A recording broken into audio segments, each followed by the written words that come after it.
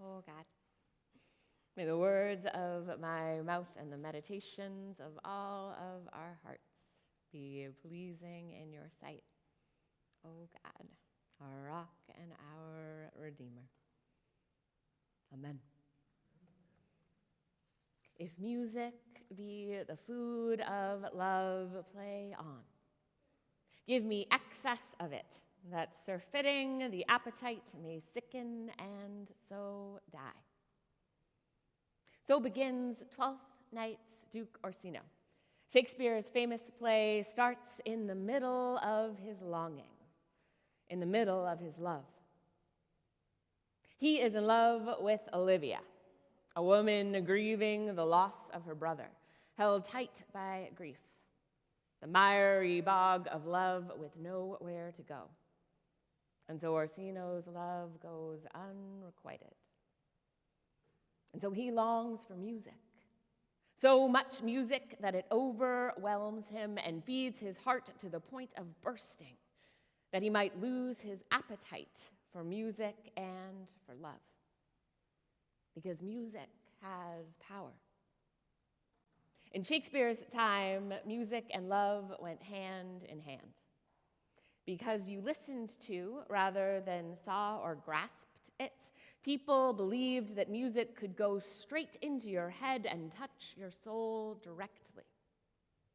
They believed it had a power of its own to magnify and enhance emotions, so that it actually could be the food of love. Music could fuel any feeling, but they believed it was especially effective at making love more powerful and stronger. The effects of music were thought to be so powerful that people would watch out for courting couples in the presence of music because they were cautious about third-party outcomes of their souls being bound together and their emotions amplified before any formal promises of marriage had been made. What Shakespeare and his peers knew, and what our bodies know deeply, our modern sensibilities rely on peer-reviewed studies to say back to us. Music has a power of its own. Study after study after study demonstrates that we are prone to emotional experiences when we are listening to music. One particular study, which was geared at understanding how music enhances experiences of worship, found that 77% of study participants experienced an emotional connection to the divine after 4.5 minutes of listening to worship music. Fully a third of that group reported hearing directly from God in that same time.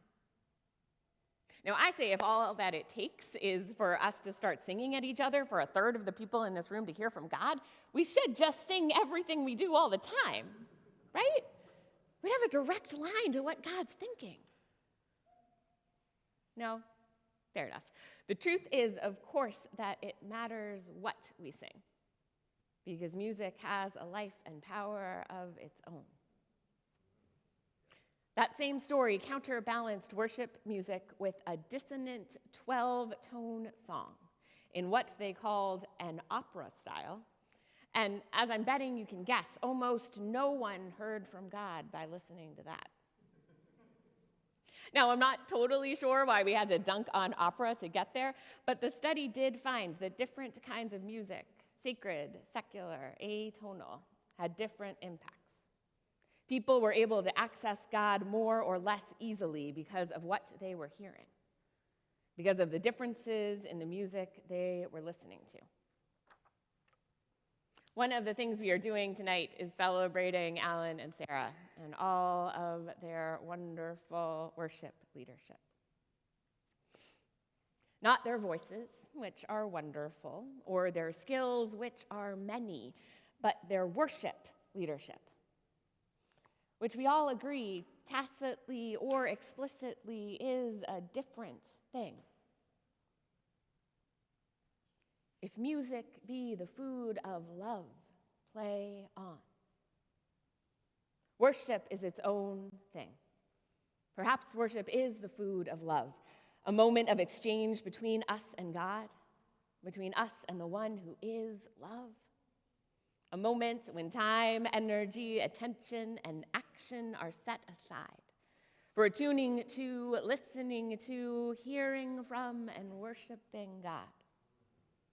A moment when we are open to being nourished by and formed by love, when we create the conditions for God to sing straight into our souls, to feed us with the food of love, music.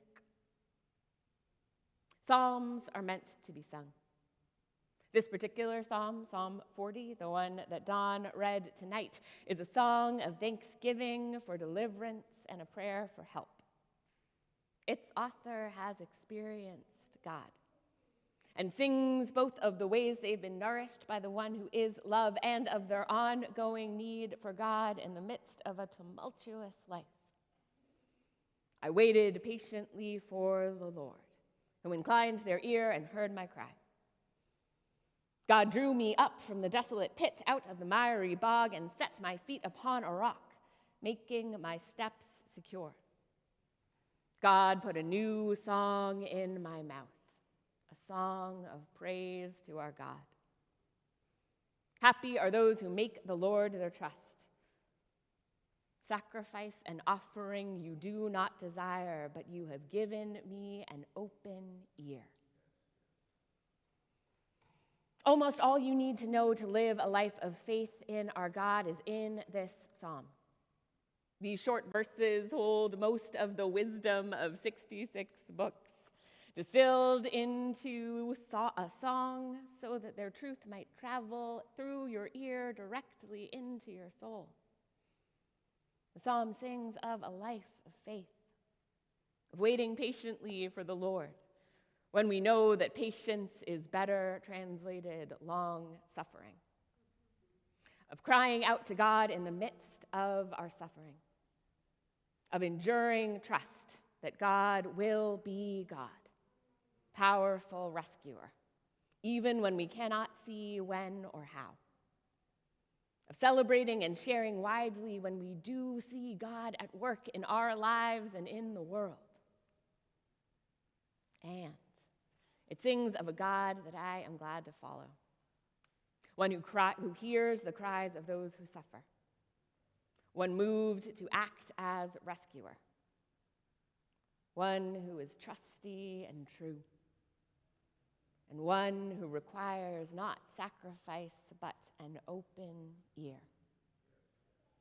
An open ear, tuned perhaps as God's is tuned to human suffering, tuned to a ground bass chord progression as much as to a baby's cry, tuned to God at work in the world, to the combination of nourishment and formation that is the work of worship.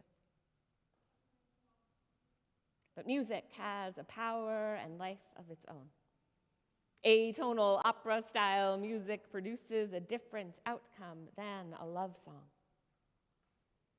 Duke Orsino, to return to Twelfth Night, was not particularly hoping to be moved to action by a loving God when he asked for music to play on. He was not particularly hoping for his soul to be fed.